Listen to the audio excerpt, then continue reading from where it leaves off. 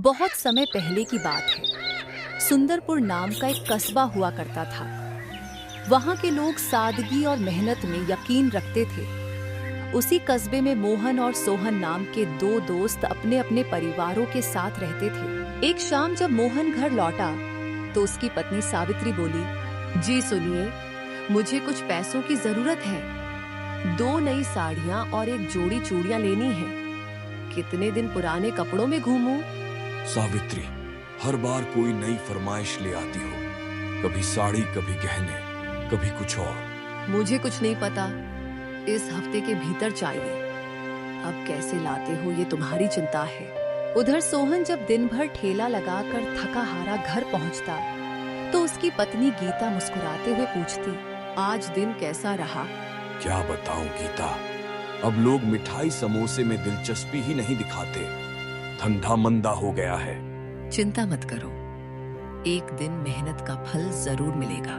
दोनों मिलकर सादगी से दिन काटते रहे। सोहन, मैं तो अपनी पत्नी से परेशान हूँ, ऊपर से कमाई भी कम है। सोच रहा हूँ कोई नया काम शुरू करूँ। अरे साहूकार गिरधर लाल की जो दुकान सालों से बंद पड़ी है, क्यों ना हम दोनों मिलकर ले लें?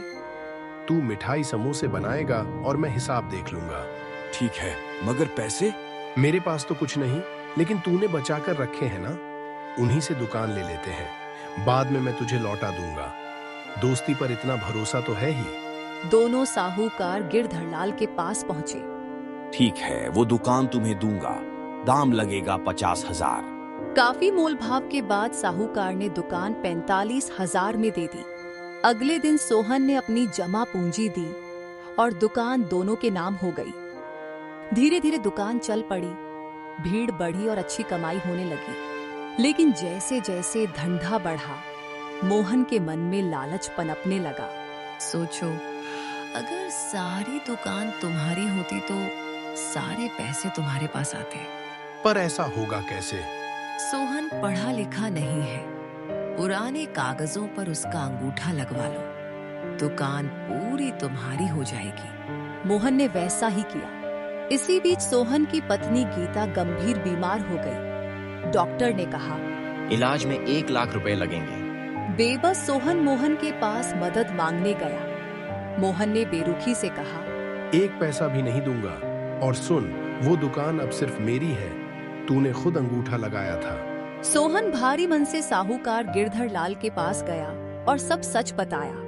गिरधरलाल ने उसकी ईमानदारी देखकर 1 लाख रुपए दे दिए ताकि गीता का इलाज हो सके। इलाज के बाद गीता ठीक हो गई। उसने पति से कहा, फिर से ठेला लगाओ, मेहनत ही हमारी सच्ची पूंजी है। एक दिन एक बड़े होटल का मालिक कस्बे में आया। रास्ते में लुट गया। भूखा प्यासा घूमता हुआ पहले मोहन की दुकान पर पहुंचा।